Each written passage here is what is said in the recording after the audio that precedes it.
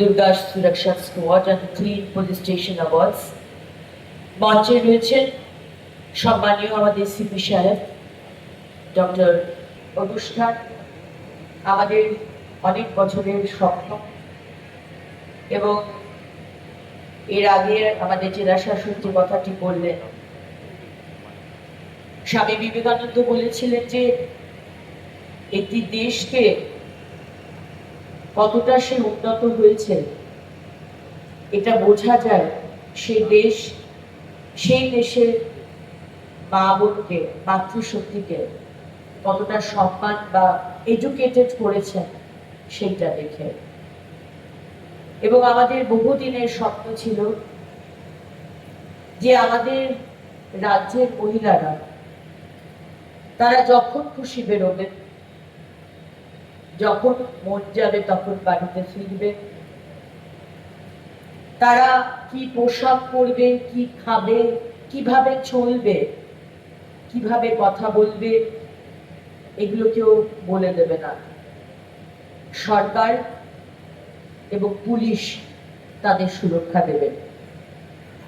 এবং আজকে আমার শহর আসানসোলে দুর্গা সুরক্ষা স্কোয়াড লঞ্চ হতে চলেছে। আমি অত্যন্ত আনন্দিত এবং আপ্লুত।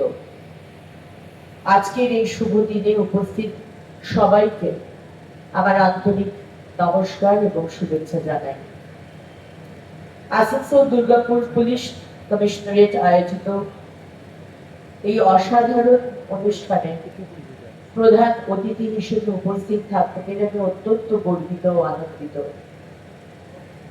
আজকের এই আয়োজনটি আমাদের সমাজে দুটি অত্যন্ত গুরুত্বপূর্ণ স্তম্ভের এক অভূতপূর্ব মেলবন্ধন।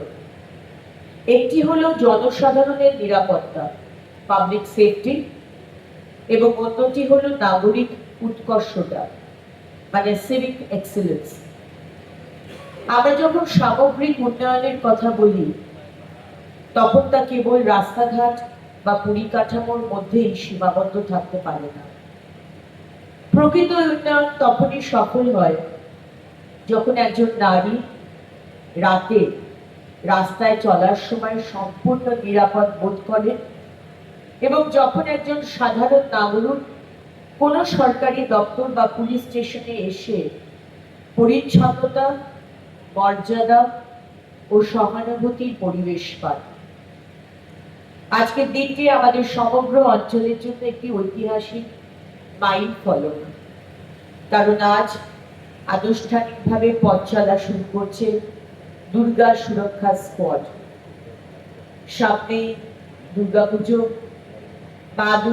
মা দুর্গা আসছেন আমাদের মধ্যে, এবং মা দুর্গা আসার আগেই আমাদের মধ্যে যারা মা দুর্গা, আমাদের সমাজের, আমাদের দেশের, আমাদের শহরের মা দুর্গারা, তারা কিন্তু রাস্তায় নেমে গেছে যাতে কোনো অসুর বা মহিষাসুর কোন রকম অন্যায় বা অত্যাচার না করতে পারে।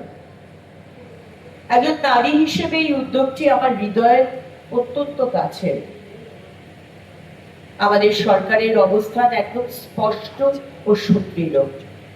মহিলাদের ওপর যে কোনো ধরনের অপরাধ বা হেনস্থার বিরুদ্ধে আমরা জিরো টলারেন্স বা শূন্য সহনশীলতার নীতি মেনে চলি। যে কারণে মাননীয় মুখ্যমন্ত্রী আজকে অভয়ার আরজি করের কেস বলুন, আজকে কামদুনি বলুন, বা বিভিন্ন কেস যেগুলো লাস্ট কয়েক বছর ধরে কোনো বিচার পায়নি, আজকে সেই সব কেসের খাতা আবার করে খোলা হয়েছে।